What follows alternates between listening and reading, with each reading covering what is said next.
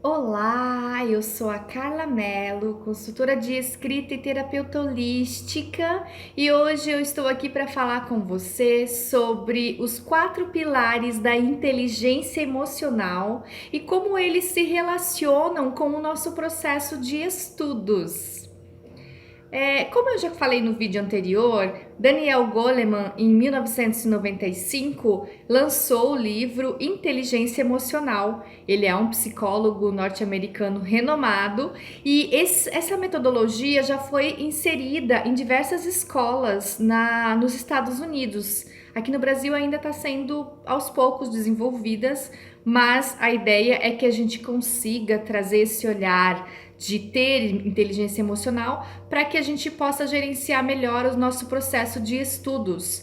Ainda mais, repito, em se tratando em momentos de pandemia, que estamos vivendo no momento ainda, já completou um ano agora em março da pandemia da Covid-19. Pois bem, quais são os 4 pilares que o Daniel Goleman fala no seu livro sobre inteligência emocional? O primeiro deles é o autoconhecimento. Isso mesmo. Sabe aquela frase famosa, conhece-te a ti mesmo? Pois é. O quanto será que a gente se conhece de fato? Às vezes, algumas coisas muito imediatas a gente sabe responder. Por exemplo, qual que é o teu time? Qual que é a tua cor favorita? Mas se eu te perguntar, qual que é o melhor horário que você estuda, que você tem mais produtividade? Você saberia me responder? Olha, pode parecer uma pergunta boba, mas eu vou falar para vocês que eu mesma demorei alguns anos para me dar conta de qual era, por exemplo, o melhor horário em que eu rendia para estudar, para escrever meu TCC, minha dissertação e minha tese. Eu sofri um bocadinho com isso, viu? E eu acho que é bem importante que você que está assistindo esse vídeo, que quer seguir a metodologia de estudar com emoção, você comece a se observar e ver qual que é o seu melhor horário de rendimento. Mas a gente vai falar sobre isso melhor num outro vídeo, tá? O segundo pilar é a gestão de emoções. Você sabe, por exemplo, qual que é a diferença entre emoção e sentimento? Às vezes a gente confunde muito as duas coisas, né? Mas a emoção é aquela sensação mais imediata que você tem. Nós temos inclusive 6 emoções que são as primárias, inclusive são vistas nos próprios animais, que é a alegria, a tristeza, a raiva e tem outras que agora eu não me lembro. Vou colocar aqui embaixo um material para vocês sobre esse tema.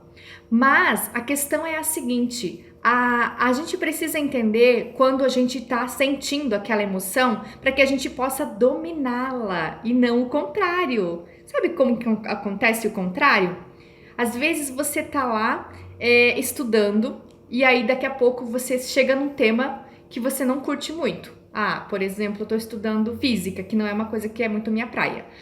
E aí começa a vir aquelas fórmulas de física e aquilo começa a me dar um embrulho no estômago e eu já vou ficando com raiva porque eu não sei resolver aquele problema. E aí, sabe aquele meme que você joga tudo, tem um carinha, ele joga tudo pro alto. Ai, eu não quero mais saber disso. Ele fala até um palavrão. Então, a gente saber gerir, né, fazer a gestão das nossas emoções também é muito importante na hora de estudar, porque a gente vai saber do tipo respirar fundo, aprender algumas técnicas para aprender a gerir de fato as nossas emoções e não deixar que elas nos dominem e depois lá no final do ano, ou no dia da prova, ou no dia da apresentação, você se dá mal, porque você foi dominado por suas emoções. Os nossos instintos, né? Aquelas emoções avassaladoras que vêm. O sentimento, por outro lado, ele já é algo mais duradouro, ele é algo que se desenvolve com o tempo. Uma boa diferença para você saber o que é emoção de sentimento é você separar a paixão do amor. Porque a paixão, ela tem, inclusive, dizem, né, prazo de validade. Cientificamente falando, a paixão, ela gera toda uma reação química, física, hormonal no nosso corpo, mas os sentimentos também geram. Só que aí ela é algo muito avassalador. Inclusive, essas emoções muito fortes, se a gente sentir elas por muito tempo, a gente não aguenta. Imagina você sentindo ódio o tempo todo. Às vezes acontece, né? Sei lá, você fica com raiva de uma coisa aqui, outra coisa ali, mas sentir essas emoções avassaladoras o tempo todo, elas nos dá tilt no nosso organismo, não dá muito certo. Porque tudo que a gente pensa e que a gente sente gera reações químicas, fisiológicas no nosso corpo. Isso também é saber entender autoconhecimento e inteligência emocional, para que a gente possa gerir nossas emoções. O terceiro pilar é a empatia. Bom, ela é bastante complexa às vezes de se entender, porque às vezes as pessoas acham que a empatia é simplesmente você se solidarizar com o outro, né? Mas não é só isso.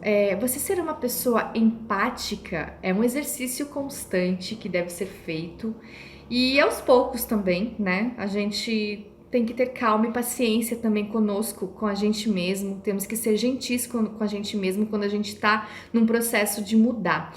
E ter inteligência emocional é um processo de mudança porque nós não aprendemos a gerir nossas emoções ao longo da vida. E isso traz muitas consequências para nós, não só nos estudos, mas de um modo geral. Então, ser empático é você sim se colocar no lugar do outro, entendendo a dor daquela outra pessoa.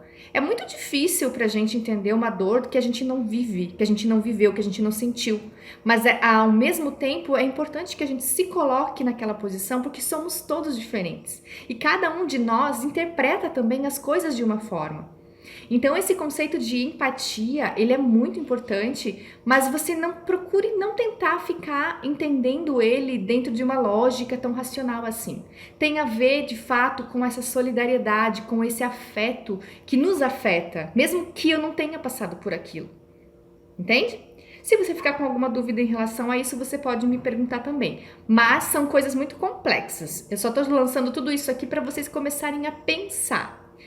E o quarto pilar da inteligência emocional é a sociabilidade. Horas. Somos uma sociedade, vivemos em sociedade. O grande desafio, por exemplo, dessa pandemia foi as pessoas ficarem isoladas, tanto que não funcionou muito bem em alguns lugares aqui no Brasil, né? Então, nós somos sim seres sociais e a gente precisa aprender a conviver em sociedade. Isso também é um grande desafio. E como tudo isso vai estar relacionado com a minha forma de estudar? Bom, se eu estou escrevendo uma pesquisa, seja TCC, dissertação ou tese, é importante que eu tenha empatia, né? Para tentar me colocar, às vezes, naquela outra situação, que eu saia desse meu eu, esse eu que às vezes a gente vê as coisas de uma forma muito limitada e consiga ampliar um pouco o meu ponto de vista. E empatia e sociabilidade estão muito interrelacionadas. Na verdade, está tudo interligado. E nós estamos todos interligados também. Eu falo isso para vocês porque, enquanto terapeuta holística que sou e atuo, a gente não trata apenas do nosso corpo físico. A gente trata do nosso corpo físico, emocional, mental e espiritual, porque somos seres completos e complexos. Pois bem, por hoje o tema já ficou bastante longo, mas a gente vai continuar falando sobre tudo isso e você, se estiver gostando, não esqueça de dar o seu ok aqui de gostei ou não gostei, deixe seu comentário e também se inscreva no meu canal. E se você acha que esse tema pode ser relevante para outras pessoas, me ajude a divulgar. Gratidão!